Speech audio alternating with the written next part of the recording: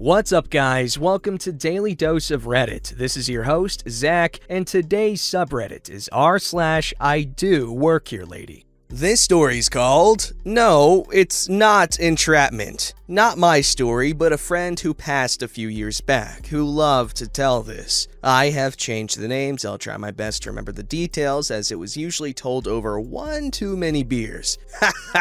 As such, I'm sure it has been embellished a bit, but I'll try to remain true to the version I heard. Also, I have no law enforcement background, so if there are technical inaccuracies in process or terminology described here, that is the fault of my interpretation. Feel free to correct me. Every cop has a million stories, but when one warrants endless repetition, you know the people in that story are a special kind of stupid. This is one such story. For context, let's preface this with a retelling of an old joke. I'm sure many of you are familiar with it. Two guys are driving down the road and fly by a cop at 50 over the speed limit. The cop's lights go on and they pull over. The driver unrolls his window. The cop tells the men to exit the vehicle and stand to the side. They comply. The cop slaps the driver. "Sir, do you know why I slapped you?" "Yes, officer. I was driving too fast." The cop then slaps the passenger. "What the hell? Why'd you slap me? He was driving." "I thought I'd grant your wish." "What?" "We both know the second you guys pull away, you turn to your buddy and say, 'Man, I wish he tried that crap with me.'" The joke is amusing because we all know that attitude. Everyone has brass balls when they're not the one dealing with the cop. This is something Bill exploited well. Bill was in law enforcement. Part of his job could be thought of as lead generation, looking for illicit goods being transported, largely coming out of Native American reservations. I know meth was a common focus,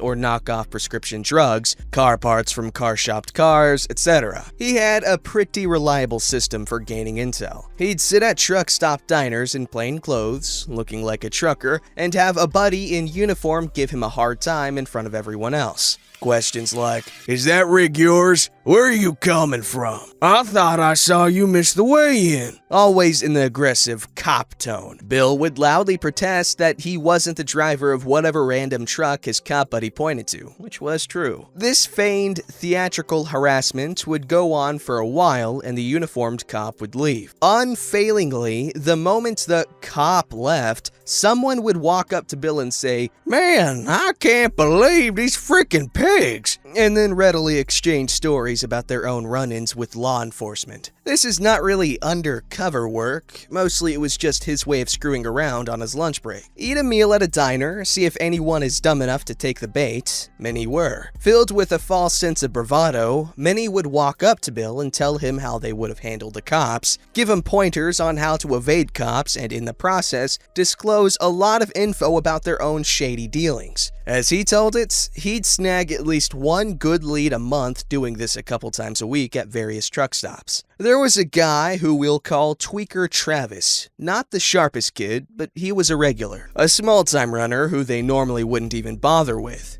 He mostly just moved cartons of cigarettes for resale without the tax stamp off the reservation. Maybe 20 to 30 a day. Maybe a bit of pot. Illegal, but that's not what they were fishing for. They might have ignored him completely, except Tweaker Travis had seen Bill get shaken down by several different cops over the past few months, and in his meth-addled mind, had come to the conclusion that anyone getting that much police attention but never getting arrested must be well connected in the criminal underworld, and he wanted in. So what does Travis do? He writes up a resume of his criminal job experience, complete with dates and references, and hands it to Bill. Yes, he put his criminal jackets in resume form, properly formatted and everything, complete with names and phone numbers to all of his petty crime buddies, and handed it to a cop. In it, he confessed to several local burglaries, and Bill was forced to arrest him. Normally, when the badge and handcuffs came out, most people would realize they done messed up, but not our boy Travis. At first, he laughed. "Come on, man, quit screwing around. I know you ain't no cop." The cuffs go on and they walk toward the police car. But Tweaker Travis is falling deeper into denial. He's seen too many movies, and fiction and reality are pretty blurred in his current state of mind. Whoa, you guys have cops on your payroll? Man, I knew you were connected, but I had no idea you had that kind of pull around here. So what are you guys moving? Travis is back in the car, Bill is in the front, obviously, and they're driving down the road to the police station. So hey man, where we going? Do I have an interview or something to start running for you guys? We gonna meet some bosses? The whole handcuff thing, is that some kind of initiation? Nobody gets a word in with this guy. He's talking a million words a minute in typical tweaker fashion. They're halfway through booking him in before he begins to suspect something is wrong. Finally, he pauses for a moment and goes silent as the gravity of what's happening begins to sink in. At this point, it's been about 45 minutes since the whole fiasco began, and Bill can finally get a word in. In his best cop voice, Bill explains, Dude, you need to shut up now and call a lawyer. This is not a test or an initiation. I showed you a real badge, handcuffed you, put you in a police cruiser, drove you to the police station. Yeah, but that doesn't make sense. You're not a cop. You don't work here. Yes, I am a cop. I showed you my badge. Wait, why am I under arrest? You didn't tell me you were a cop. This is entrapment. Cue the next 16 hours of this is entrapment, over and over again. One of the other cops there, after Bill left, apparently recorded it and made it into a techno remix that became the unofficial department ringtone for a while, before it was officially deemed unprofessional, potentially problematic legally, but funny as hell in a memo. If anyone reading this has a copy, please personal message me. I would love to post it and it would protect my source.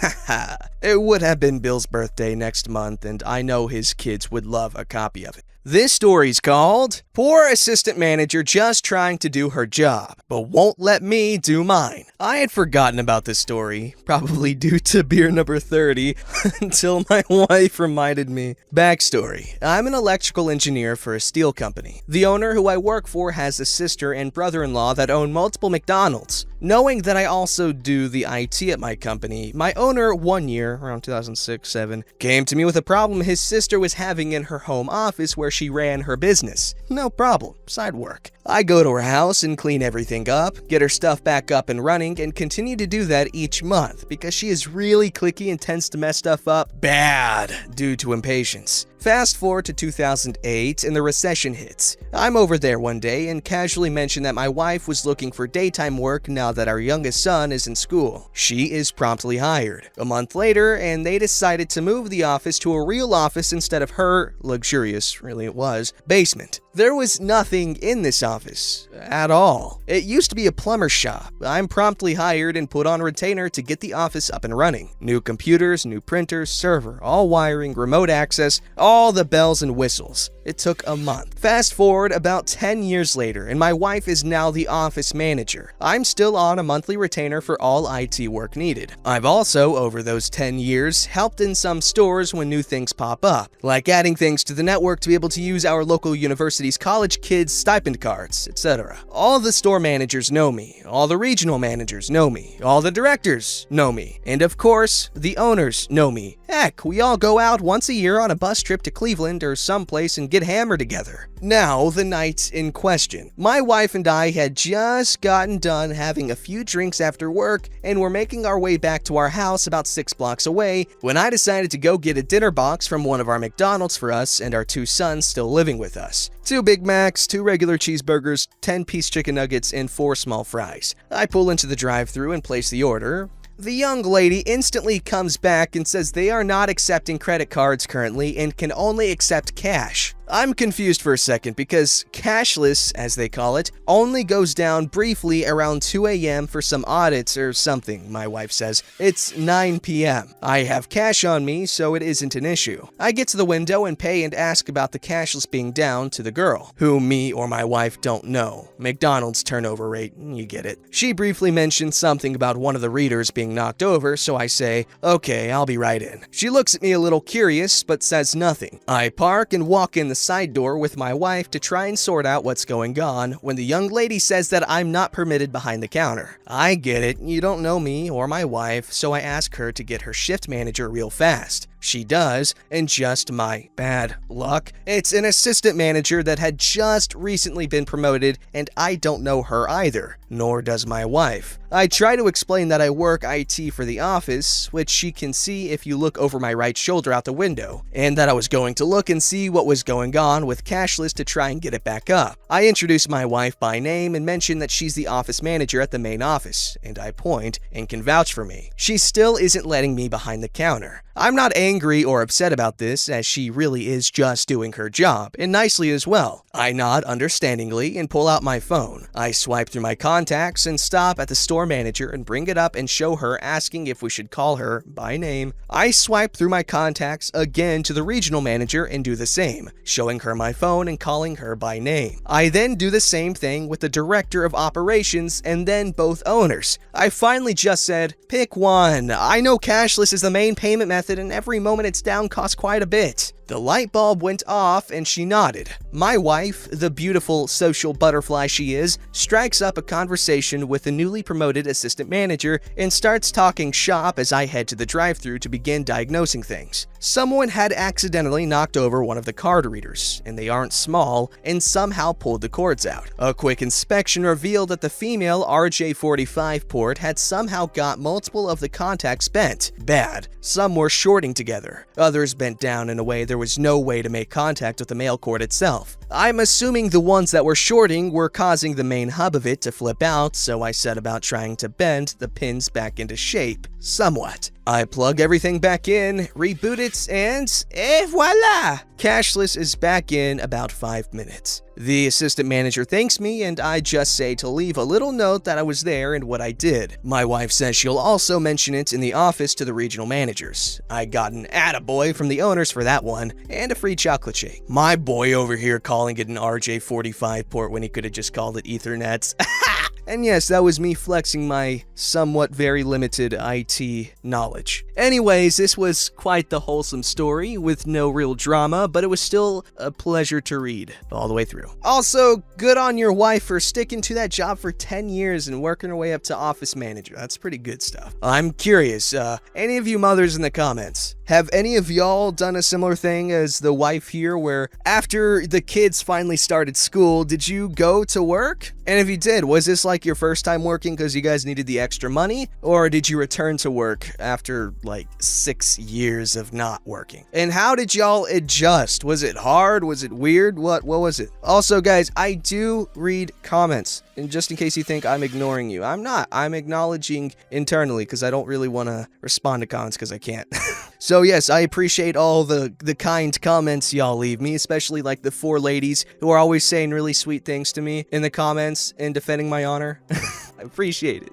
This story's called, After 30 Years, the Karens Break Me. Sorry about formatting, I'm not a professional writer. This incident happened 20 years ago. I was 30 years old. I have written elsewhere about my encounter with a Karen and work, basically telling my boss I was a junkie and was trying to rob the restaurant. Being called a junkie because I have familial tremors that make my hand shake, thinking I was going through withdrawals because she had seen me take my medications. My boss was training me to be the general manager of the restaurant, but first I had to learn all the stations. The back of the house, prep, cook, fry cook, kitchen manager, and now for the front of house, busboy, greeter, and on to the server station. Customers did inquire about my hand shaking. I told them what it was, but when I'm focused on a task, they do not shake. For 2 weeks, I served customers their orders without so much as one drop of water spilled. And then, one of our most busy days of the year, they entered. 4 Karens and were seated in my section. I gave them their waters, waited a bit, and when I thought that they had enough time, I asked if they were ready to order. They said yes. Then as I wrote their orders, they noticed my hand shaking. I walked to the kitchen. I heard whispers from them. "Did you see his hand shake? Ask for a martini, shaken not stirred.